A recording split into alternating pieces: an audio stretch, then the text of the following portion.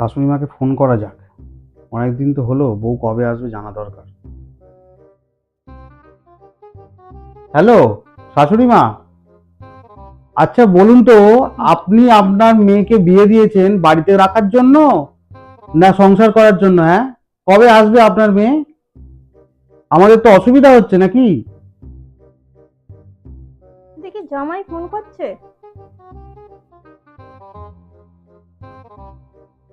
হ্যাঁ জামাই বলো, কি বলছো?